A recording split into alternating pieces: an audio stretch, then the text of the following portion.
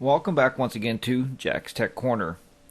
This is another video tutorial of Photoshop Element 6. I'm your host Jack, and I wanted to start off by showing you some of the comments. I receive so many comments from these videos and I really appreciate that. It keeps me quite busy answering all you folks, but that's what makes the show the show. I'm going to first bring up the question here, and then I'm going to show you how great the comments work.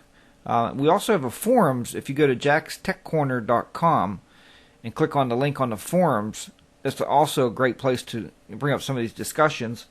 But I actually had a user come back and answer a question for one of the folks asking the question, and it also gave me some insight for another tutorial. The question came from Pokeyman9021. Hi Jack, how do you make a person skinnier or fatter? And I was reading back through my comments, and about 10 hours ago, Roy, or R-O-R-Y, Morris1, gave an answer back, and it helped me to put together this tutorial for this evening. And he just simply states, to make a person skinnier or fatter, you can use the liquefy button in the effects palette. It looks like a warped apple. Then a new screen appears where you can see the tools on the left for wrapping or warping and shrinking. I hope that this is what you're looking for. So I decided with these two folks, I thank you very much for your comments, to go ahead and put together this little tutorial for you tonight. Get that out of the way. Here's a picture I've taken recently. And we're going to take this picture without distorting the background. We're going to try to just work on the person alone here by moving the pixels back and forth. That's exactly what liquefying is doing. It's actually displacing the pixels and allowing us to move them in or out. But we're going to work mainly on moving them in, and then I'll allow you to move them out on your own leisure time. So if we go over here to this is the editor, the full editor. And I went over to the effects palette and I clicked on all. And this is really nice because these are in alphabetical order. So if you're going through here and you move your mouse over, you'll see it says lighting effects, liquefy. Liquefy is exactly what we want to use for this tutorial. So we'll select liquefy, and you'll notice down here, well, I'll tell you what, we'll make a backup copy, but this normally will make a backup copy for you anyway. But I'm going to make it because that's the standard way I've been teaching you how to do it. So let's make a backup copy. Click apply. We're going to shrink this down a little bit, or at least try to anyway. And get the whole thing in the video. Let me just move this back across here. There we go. Now the whole thing's in the video so you can see what's going on. Up here is the tools, and if you move your mouse over these tools, it'll give you some what's called helper text. That's the little text that comes up. And if you see right here, this is called Shift Pixels tool. I found this works very, very well. Now, to shift the pixels, all you have to do is left click your mouse and just click on this picture, and it will actually move the pixels or displace the pixels without moving the background. Just get right on the edge and just very gently just move your pixels. Just move your mouse down. You can see how the arm's becoming skinnier. There you go. We're not changing the picture, and make sure your strokes stay with the picture. You don't want to make somebody look like they have a big dent in their arm. That wouldn't make much sense.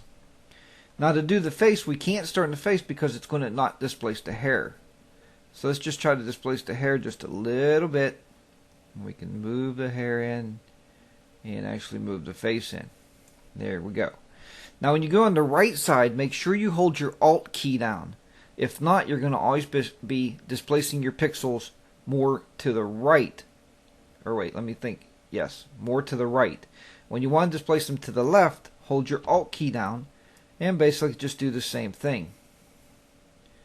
You just slowly displace the pixels over, and let's go over the arm. Let's slowly displace the pixels over the arm. You got to watch when you do this. You may want to use a softer brush. I mean, this is a pretty harsh brush just for demonstrations, because what you're seeing is I'm actually blurring the background here a little bit. You don't want to blur the background out. You want to make it look as realistic as possible. And once again, without the Alt key, I can go back over this arm a little bit more, and I can blur this down, or move the pixels, not blur it. Just like that. Maybe give her a little bit more definition of a shoulder here. There we go. Then on this side, I'm going to hold the Alt key down one more time. I go back up here. If you make a little mistake, just go above it and go back down to make it look straight again. You can see now we actually made the person skinnier, to the fact that actually it almost appears that the shirt is actually too big for the person. But like I say, use a softer brush. Come up here and just use a softer brush tip. You don't want to use too big of a brush, but for demonstrations you see how this works. Well, I hope that helps these two folks out, and thank you very, very much. Bring your name back up here for a second. Wrong one. Minimize that one. I got more windows open than what I should have open here. Roy Morris 1, I thank you very much for sending that comment in and helping our users out. That's a wonderful way to teach other people how to do things. And that's going to wrap up this video tutorial.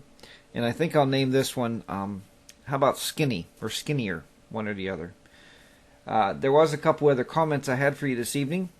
One, if you wish to donate to the shows, I've had a few people donate, and it's very, very appreciative. It helps to pay the web hosting fees for the website. And go over to the website, visit the jackstechcorner.com, and you'll also find links to the YouTube videos, because a lot of you write in asking me about these videos, but I don't think you realize that we have a whole video channel set up. This will make number 51 of a video series, so there's a whole lot of videos out there for you to learn by.